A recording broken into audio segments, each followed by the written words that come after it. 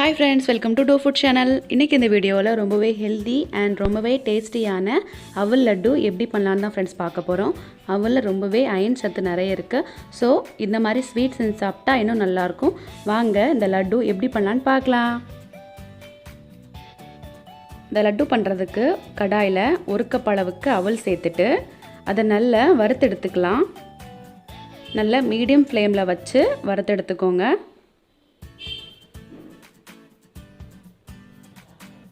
இந்த மாதிரி அதோட கலர் லைட்டா சேஞ்ச் ஆகுற வரை நல்லா வறுத்து எடுத்துக்கோங்க.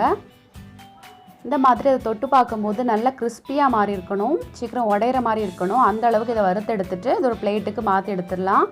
இப்போ அதே கடாயில் நான் 1/4 கப் அளவுக்கு கடலைப்பருப்பு சேர்க்குறேன். நீங்கள் கடலைப்பருப்புக்கு பதிலாக பொட்டுக்கடலை கூட சேர்க்கலாம். சேர்த்துட்டு இதை ஒரு 5 நிமிஷம் நல்லா வறுத்து எடுத்துடலாம். எந்த கப்புக்கு அவல் எடுத்தீங்களோ அதே கப்புக்கு 1/4 கப் கடலைப்பருப்பு சேர்த்துக்கோங்க.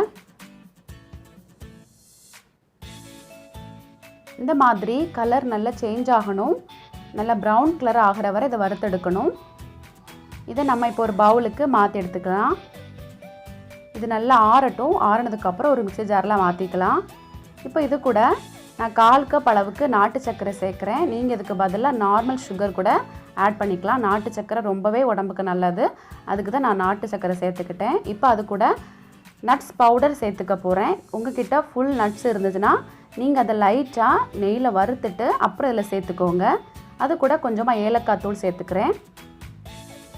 சேர்த்துட்டு இது நல்லா அரைச்சி எடுத்துக்கலாம். இங்கே பாருங்கள், நல்லா ஃபைன் பவுடரை அரைச்சி எடுத்துக்கிட்டோம். இந்த மாதிரி நம்மளுக்கு கிடைக்கும். இதை இப்போது நம்ம ஒரு பவுலுக்கு மாற்றி எடுத்துடலாம். இப்போ இது கூட நான் 1 டீஸ்பூன் அளவுக்கு நெய் சேர்த்துக்கிறேன். நெய் சேர்த்துட்டு இது நல்லா கலந்து விட்டுறலாம். நல்லா மிக்ஸ் பண்ணி விட்டுக்கோங்க. உங்களுக்கு அந்த மாவு வந்து நல்லா ட்ரையாக இருந்துச்சு அப்படின்னா நீங்கள் கூட ஒரு ஸ்பூன் நெய் ஆட் பண்ணி நல்லா கலந்து விட்டுக்கோங்க. இப்போது உங்கள் கையில் நெய் அல்லது எண்ணெய் இந்த மாதிரி தடவிட்டு அந்த மாவுலேருந்து சின்ன சின்ன உருண்டைகளாக இந்த மாதிரி கொண்டு வரணும். நல்லா ரவுண்ட் ஷேப் கொண்டு வாங்க, அப்போ தான் லட்டு பார்க்குறதுக்கு அழகாக இருக்கும்.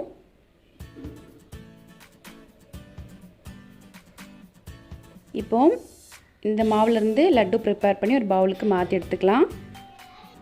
ரொம்ப ஹெல்த்தியான அவல் லட்டு ரெடி ஆயாச்சு.